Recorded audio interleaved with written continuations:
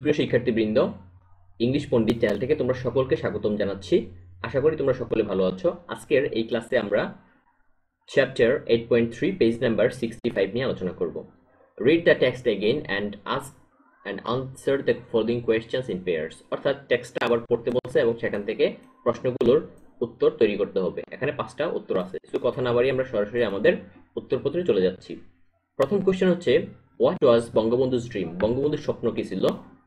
Answer হবে, Bangabandhu's dream was to make Bangladesh independent. বাংলাদেশকে স্বাধীন করা ছিল বঙ্গবন্ধুর একটা স্বপ্ন।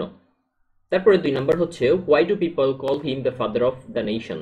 কেন তাকে বাংলাদেশের জাতির পিতা বলা হয়? People call him the father of the nation because he sacrificed every bit of himself. কারণ সে তার নিজের প্রত্যেকটা অবস্থাকেই আত্মস্বর্গ কিংবা যাকে বলা হয় কি উৎসর্গ করা, সে উৎসর্গ করেছে। And led Bangladesh to achieve, এবং বাংলাদেশকে স্বাধীনতা অর্জনের জন্য তিনি নেতৃত্ব দিয়েছেন। 3 নম্বর কোয়েশ্চেন হচ্ছে, how do you know he was courageous? সে একজন সাহসী ব্যক্তি, সেটা তুমি কি করে জানো? He was never speak against injustice. সে অন্যায়ের পক্ষে কখনো কথা বলতো না। Even once the chief minister of undivided Bengal, অর্থাৎ একবার বাংলার অবিভক্ত বাংলার মুখ্যমন্ত্রী শেরেবাংলা কি ফজলুল হক, তিনি এসেছিলেন কোথায়?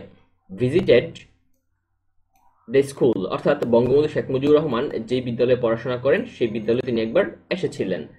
দেন Mujib along with his friends came forward with their demands to repair the school hostel's roof, এবং সে তার কয়েকজন বন্ধুকে নিয়ে তখনকার মুখ্যমন্ত্রীর সামনে গিয়েছিলেন তার বিদ্যালয়ের যে ছাদ আছে সেটাকে মেরামত করার জন্য। That's how I know he was courageous. এভাবে আমি জানি সে কিভাবে এত সাহসী। What was his favourite sport? তার পছন্দের খেলা কোনটা? His favourite sport was football, তার পছন্দের খেলা ছিল ফুটবল খেলা।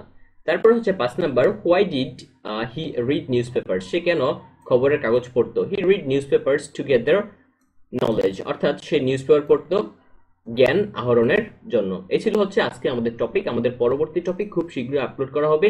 সে পর্যন্ত তোমরা সকলে সুস্থ থাকো, ভালো থাকো এবং ইংলিশ পণ্ডিতের সাথেই থাকো। ধন্যবাদ সবাইকে।